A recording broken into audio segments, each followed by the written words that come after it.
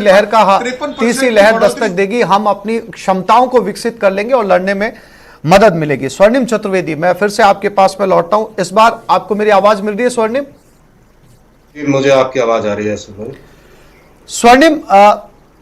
जो वैज्ञानिक हैं, जो एक्सपर्ट्स हैं, उन्होंने तीसरी लहर की भी दस्तक की सूचना दी थी और कहा है कि तीसरी लहर जो है दूसरी से ज्यादा खतरनाक होगी और लगातार ये जो वायरस है अपना नेचर म्यूटेंट हो रहा है, अपना नेचर बदल रहा है, पहले से ज्यादा खतरनाक होके ये दोबारा लौटता है। स्वर्णिम, ऐसे में तैयारियां क्या हैं? क्योंकि राज्य सरकार लगातार तैयारियां तो कर रही है, चाहे वो अमेरिकन डॉक्टर्स के साथ सलाह लेनी हो, चाहे वो जन अनुशासन पखवाड़ा चलाना हो, लेकिन स्वर्णिम अगर यही तैयारियां पहली वेव के फौरन बाद में की जाती, जब इसका असर कम हुआ था, तो शायद हमें इस दूसरी वेव से कम राजस्थान में तो नहीं गुजरना पड़ता। देखिए आसिफ भाई, अगर आप राजस्थान की स्थिति देखेंगे तो पड़ोसी राज्यों के मुकाबले हमारा प्रबंधन बहुत अच्छा है। हालांकि ये जो वेव आई है इसमें संक्रमण की दर जो है 5 गुना से अधिक है, मतलब हमें 5 गुना से अधिक संसाधनों की आवश्यकता पड़ रही है। लेकिन आप ये देखें कि जो महामारी आती है, वैश्विक महामारी है, और देश में अगर महामारी कोई फैल रही है तो उसके लिए सचेत करना, सावचेत करना, ये केंद्र सरकार का कार्य होता है। बहुत अच्छा होता है यदि प्रधानमंत्री महोदय या केंद्रीय सरकार जो है, जो वैज्ञानिकों द्वारा और साइंटिस्ट द्वारा, डॉक्टरों द्वारा जो ये चेतावनी दी गई थी, पहले उसको मान लेते। अगर आपको ध्यान हो तो डावोस में जो आर्थिक एक सम्मेलन हुआ था, उसमें प्रधानमंत्री जी ने उपहास उड़ाया वैज्ञानिकों का और इनका के साथ, जो आपने ये कहा था हमारे तो ऐसा कुछ भी नहीं हुआ। लेकिन आज जो परिस्थिति बनी वो इसी कारण से हुई।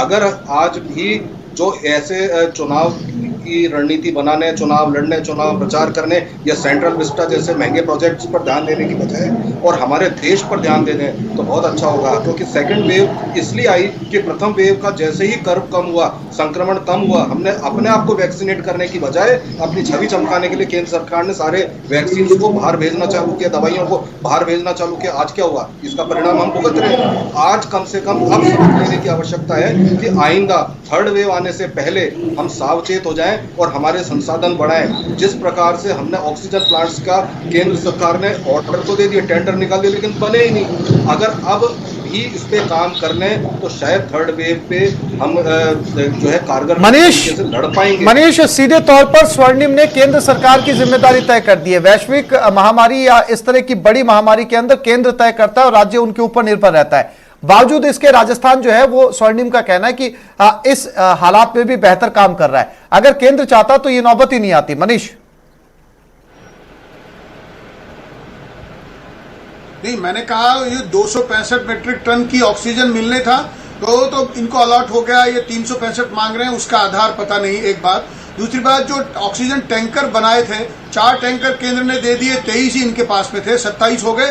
बाद में बात हुई कि बाड़मेर रिफाइनरी के टैंकर नाइट्रोजन वाले हैं, उनको कन्वर्ट करना है ऑक्सीजन में। ऐसे वहां पर 30 टैंकर थे, लेकिन वो कन्वर्ट नहीं कर पाई राजस्थान सरकार। ठीक ऐसे ही जो एलपीजी गैस सिलेंडर थे कॉमर्शियल 18 लीटर वाले, उनको भी लगभग 1 लाख सिलेंडर बढ़ा दिए और अब कुल मिलाकर 1,03,000 सिलेंडर और बढ़ाए हैं। वो केंद्र सरकार ने ही बढ़ाए हैं। ऐसे ही हमारी जो रेमडेसिविर बनाने की यूनिट है वो 10 थी, उस 10 को बढ़ा के 57 कर दिया है। तो मैं ये कहना चाहता हूं कि जो ये 5 गुना ज्यादा, 10 गुना ज्यादा कैपेसिटी बढ़ी है ऑनरेबल प्राइम मिनिस्टर जी के प्रयासों से, उसका क्रेडिट ये किसको देंगे? आज ये दावोस की बात करते हैं, ये बात करते हैं कि विदेशों में छवि चमकाने के लिए रेमडेसिविर वहां भेज दिए, लेकिन आप यकीन बताइए कि रेमडेसिविर की कमी जो हुई थी उस दिन से आज कितना उत्पादन बढ़ गया है।